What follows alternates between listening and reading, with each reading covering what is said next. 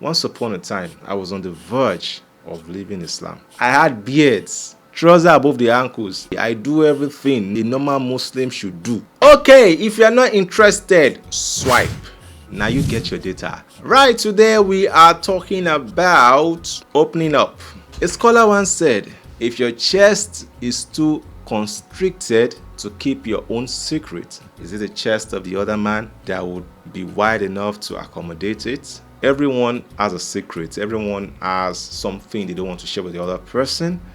And these are the things that I'm talking about here. I understand that sometimes we get so overwhelmed about our thoughts. We get so overwhelmed about our actions. We get so overwhelmed about our goals that we feel that probably if I share this with someone, I'm going to feel lightened. The burden will ease.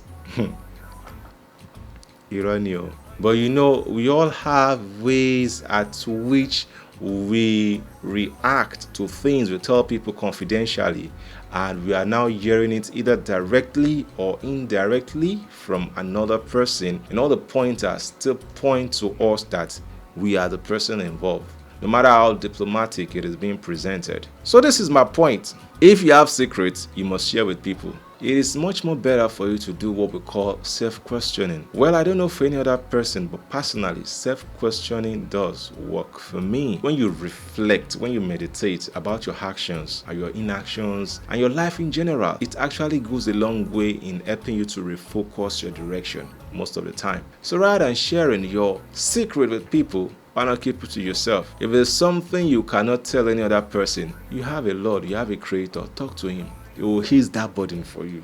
Wallahi, it will ease that burden for you. Once upon a time, I was on the verge of leaving Islam. When I say I was on the verge of leaving Islam, it's not as if I was a what's up guy. No, I had beards, trousers above the ankles. I pray 5 times a day. I do everything a normal Muslim should do. Yes, it's normal Muslim. I'm actually intentional about that. Some way, somehow, when I used to shook mouth into matter that does not concern me, and this one is a kafir, this one is not a kafir, this one is this one is that. And Allah wanted me to know how light I am in terms of faith. There was an argument that transpired between two people, and the responses of both parties started creating doubt inside my heart about my faith. Got to the point where I'll be praying, I'll be observing Salah, and I'll be like, we don't even know whether this one that we are doing now, whether it's the right thing we are just going up and down. You see that level? Yeah, I know deep down in my mind that if it is not Islam, then what it is. I could not discuss this with anyone because probably the response I might get from them might trigger me to stop being a Muslim, or probably they might decide to start spreading it. So I don't want any of those unnecessary drama that will put me into a worse emotional state. So what did I do? So I performed ablution. I went into the masjid. I observed 2 rakah. And during the course of that prayer in my sujood, I spoke to my Lord.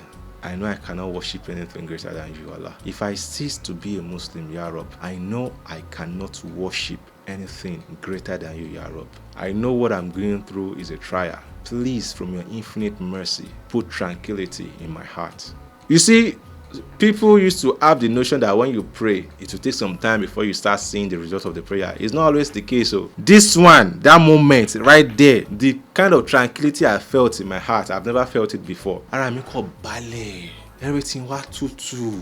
So ladies and gentlemen, again, if there is any disturbing thing in your heart, speak to your Lord. Speak to your Creator. It's going to guide you on the next thing to do.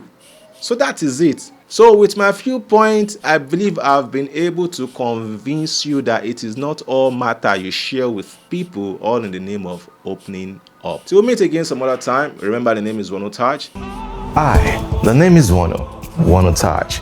It's been more than a decade of rendering multimedia-related services in different categories such as cinematography, event coverage, sound engineering, voice-over rendition, and so much more. I am the all-round production personnel you need for your project, that is, in the scene and behind the scene. I am, of course, the all-in-one package for your next project. And of course, I am available. Contact me now.